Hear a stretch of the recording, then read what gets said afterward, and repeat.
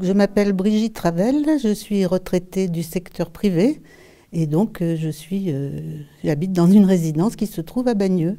Je suis donc une représentante de la Confédération nationale du logement, qui est une association représentative de locataires reconnue nationalement, qui a été créée il y a très très longtemps, en 1916, par des femmes, à l'époque de la Première Guerre mondiale, déjà pour défendre le droit au logement.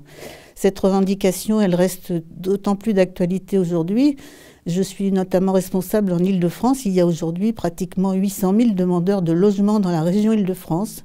Donc c'est des sujets sur lesquels nous sommes appelés à intervenir.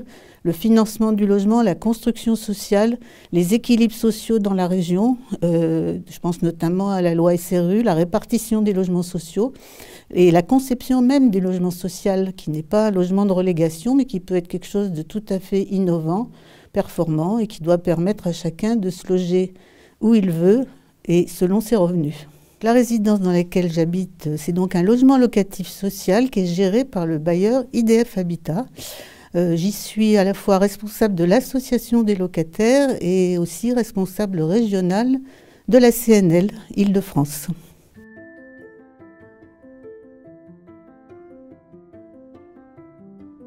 En 2018, notre bailleur IDF Habitat a opté pour le statut coopératif.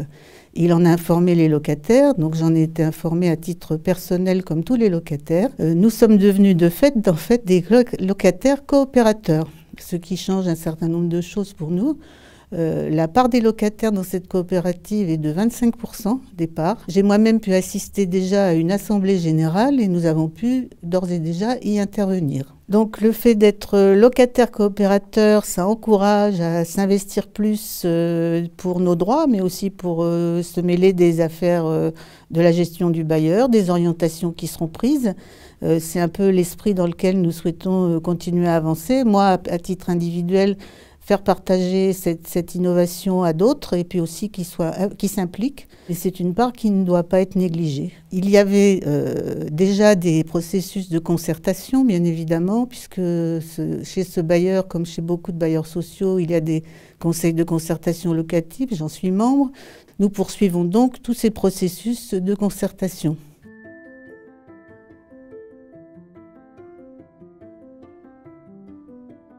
C'est tout à fait notre espoir, d'une part par la représentation donc, des locataires, d'autre part, j'ai oublié de préciser qu'on a 3 représentants au conseil d'administration qui sont élus. On essaie de marcher donc sur 2 pieds, d'une part la démocratie directe avec les locataires coopérateurs, d'autre part la démocratie représentative par le biais d'élections des représentants des locataires au conseil d'administration.